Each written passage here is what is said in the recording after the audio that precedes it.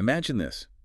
You're in India, mid-17th century, just outside the bustling, dusty city of Amritsar. Right, the sun is just beating down. It's incredibly hot. Exactly, it's sweltering. And there's this crew of workmen hacking away at the ground. They're digging a drainage ditch through this really brittle, stubborn shale.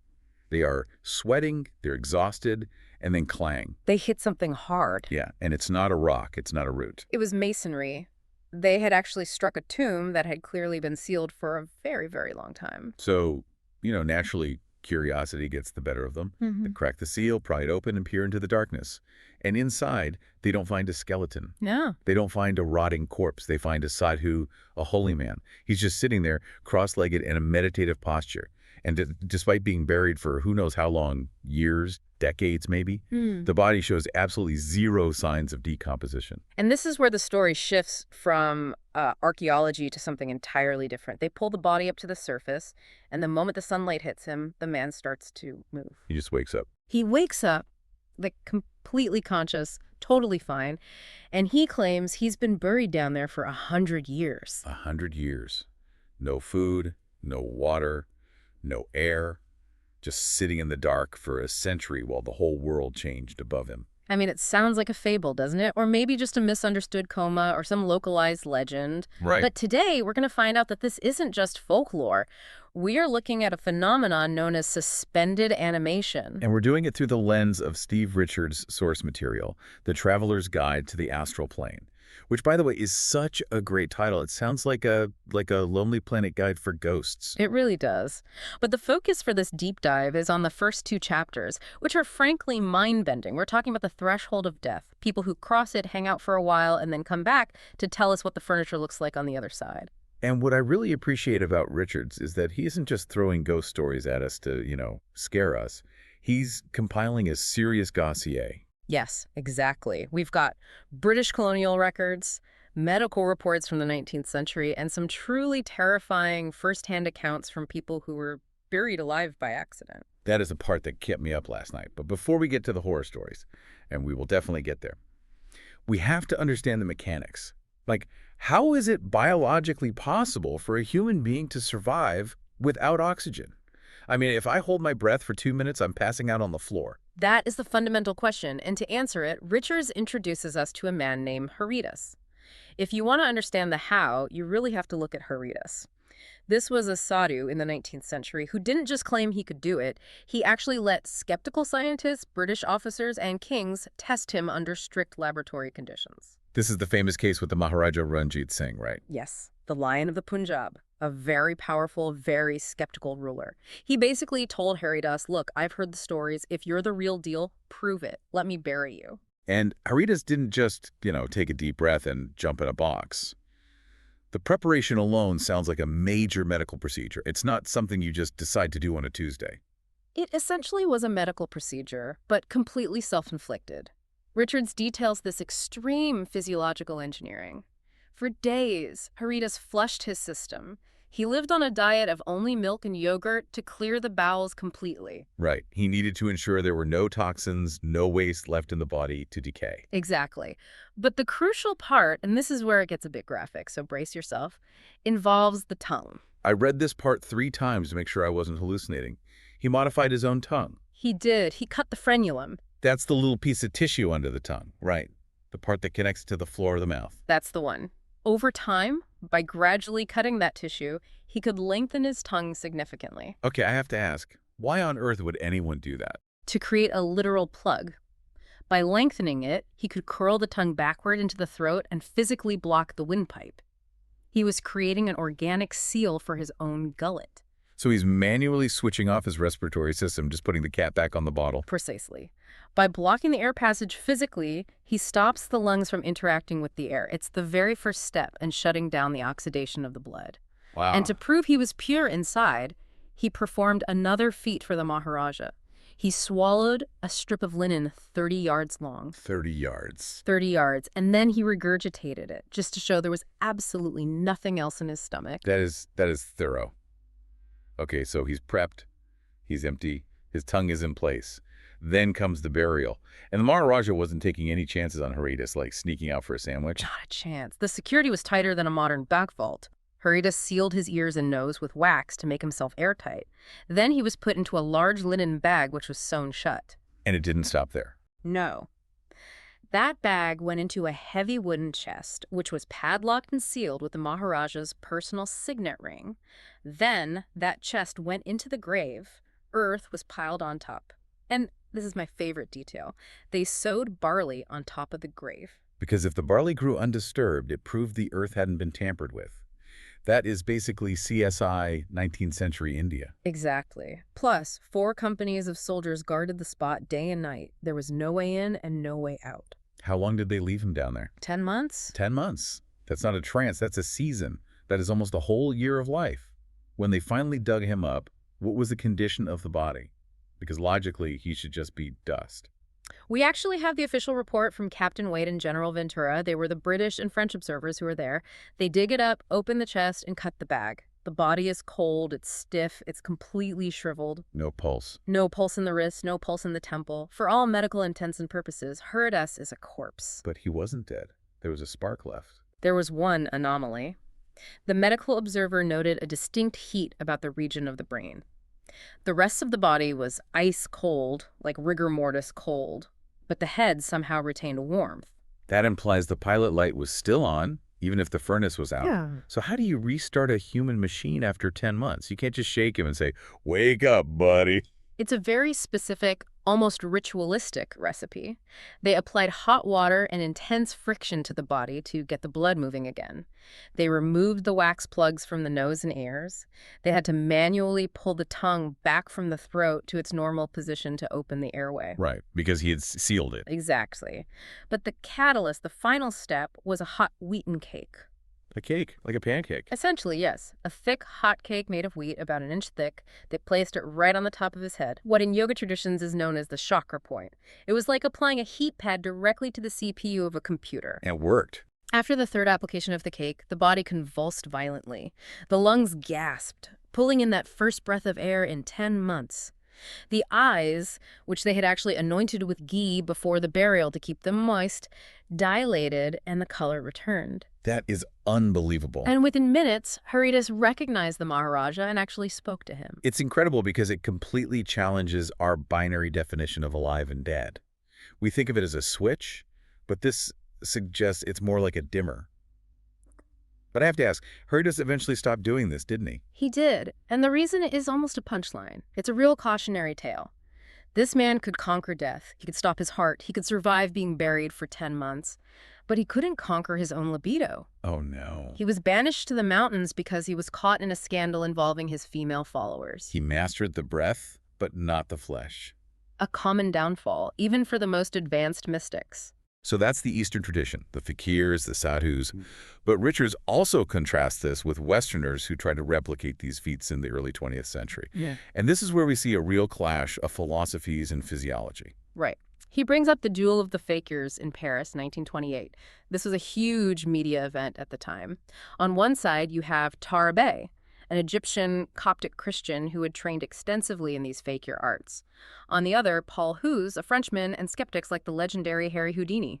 Tara Bey did the coffin stunt, right? He did. He was buried in a solid lead coffin, filled with sand, so the weight is literally crushing him, and then submerged underwater for 24 hours. And the Westerners tried to match it. They tried. Houdini and Hughes got into coffins, but they lasted about an hour, maybe slightly more, and when they came out, they were gasping, sweating, completely exhausted. Their pulse rates were through the roof. Wow, the huge discrepancy.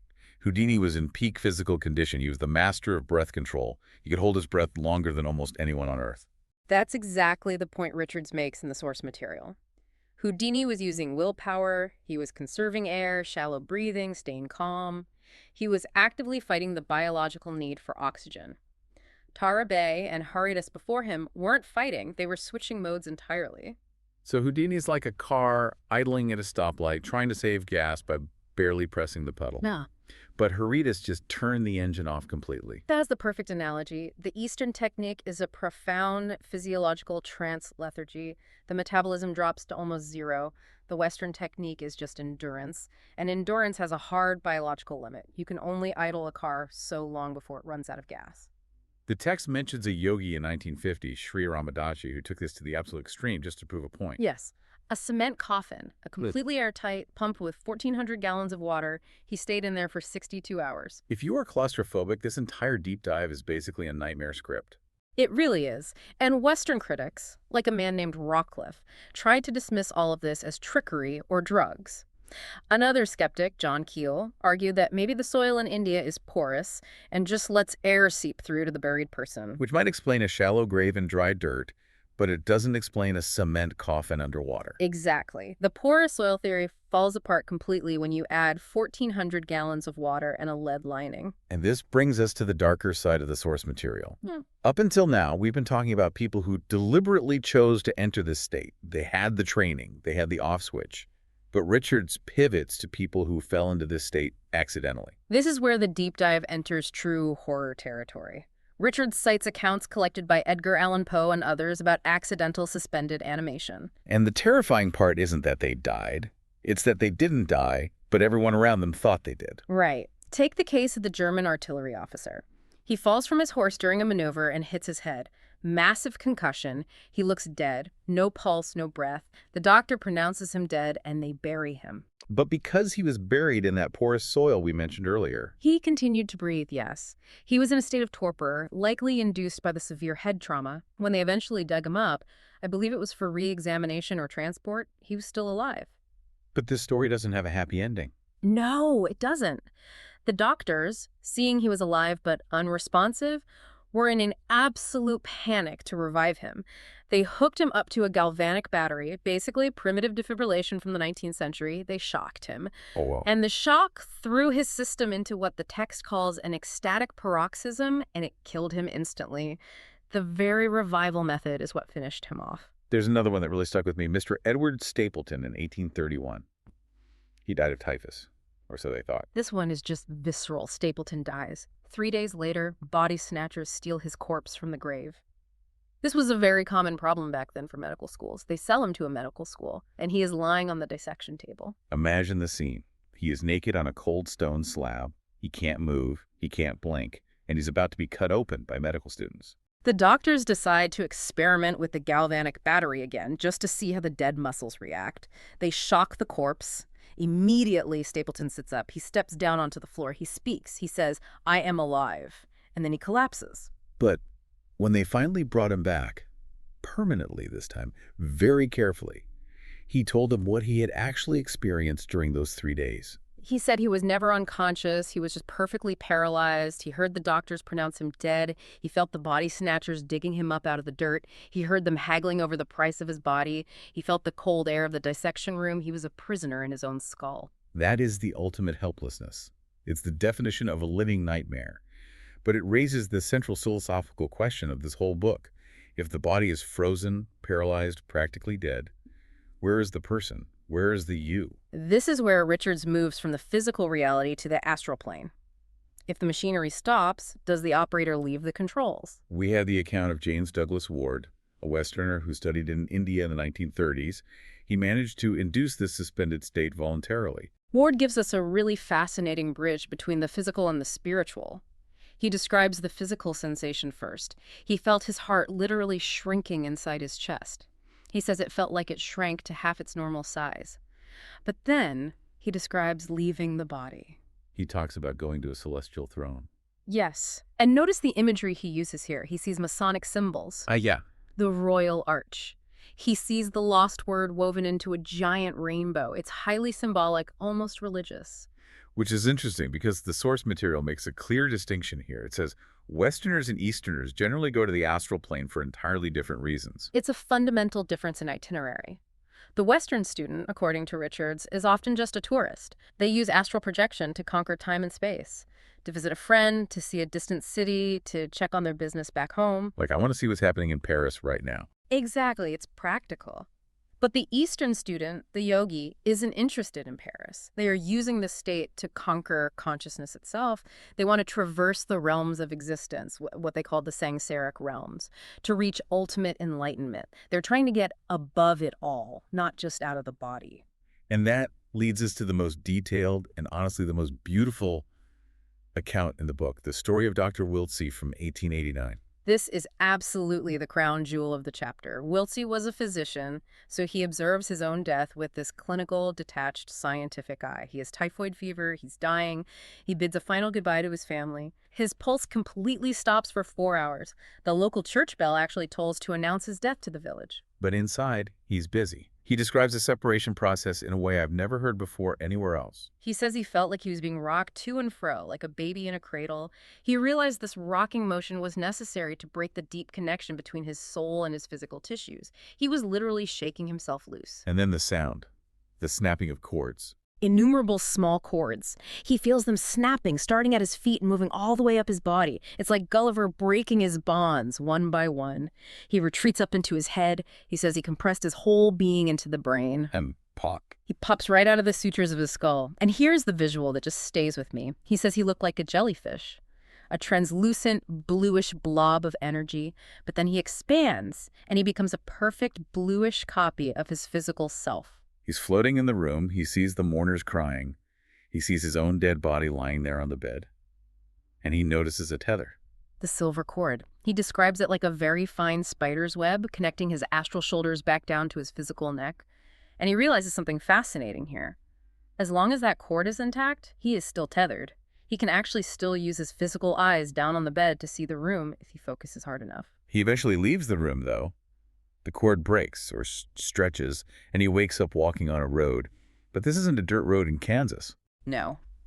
He describes a road made of milky quartz and fine sand, and it's suspended right in the air. There are no pillars holding it up, just clear blue sky above him and a dark, dense forest far, far below. He's walking this quartz road, feeling great, until he hits a major roadblock, 3 massive rocks blocking the path. And a cloud, a dark cloud that he said was a cubic acre in size. And inside the cloud, there are these bolts of fire darting around. He compares them to fish swimming in water, but they are made of living fire. This is the threshold. This is the absolute point of no return. And an intelligence speaks to him from inside the cloud, not with a beaming voice, but with pure thought transference. It gives him an ultimatum. This is the part that gave me chills. The voice basically says, if your work on Earth was just to be a decent guy and hang out with your friends, you can cross these rocks. You can enter the eternal world right now. But if your work is to publish, if your work is to teach the multitudes what you have seen here today, then you have to go back. Think about that choice for a second. He is in a place of total peace, no pain, eternal bliss. And he is told, you can stay unless you want to help others. And honestly, he hesitated. The text says he actually tried to cheat. He tried to step around the rocks to cross the boundary line anyway. He didn't want to go back to a body ravaged by typhoid. He tried to sneak into heaven. He really did. And the moment his foot crossed the boundary line, a small black cloud shot out and hit him right in the face. Total darkness. Next thing he knows, he's waking up in his bed, absolutely terrifying his family. But he did it. He wrote the account. That's why we're reading it in Steve Richards' book 100 years later. His return had a distinct function. He came back specifically to provide this data. So when we look at all of this, Harridas in the box, the German officer in the grave, Dr. Wiltsey on the quartz road, what is the big takeaway from these sources? It suggests that death isn't a switch. It's not simply on one second and off the next. The source material references ancient Roman accounts from Pliny and the legend of the Seven Sleepers, men who allegedly slept in a cave in Norvegia for nearly 200 years without decaying. So history is just full of these gray zones. Exactly. The occultists cited in the text, like Agrippa and Eliphas Levi, argue that nature never does anything in a sudden jerk. There is a state of lethargy or torpor that always precedes eternal death, a transition period where the soul is hovering, capable of returning if the shock or the will is strong enough. It makes the medical definition of death feel incredibly fragile. It makes you realize how much we rely on just checking for a pulse and calling it a day. It does, and it leaves us with a really provocative thought. If the boundary between life and death is this blurry, if it can be crossed by yogis using technique or accidental victims who are just stuck, or people like Dr. Wiltsey who are sent back, how do we ever know when someone is truly gone? And it makes you wonder about modern practices, too. If there's this transitional state where the astral body is still tethered by that silver spiderweb cord, what happens today when we rush into chemical embalming or cremation within days or sometimes even hours of a pronounced death? Are we permanently severing that cord before the soul has actually completed its journey? Are we trapping people on this side of those three prodigious rocks before they're ready to cross? That is a terrifying but very necessary question to ask when you read these accounts. It's definitely a thought that is going to stick with me for a long time. Well, on that existential note, I encourage you to ponder that the next time you hear a strange story about the threshold of death. Thanks for joining us for this deep dive into the strange suspended world between life and the beyond. Stay curious. See you next time.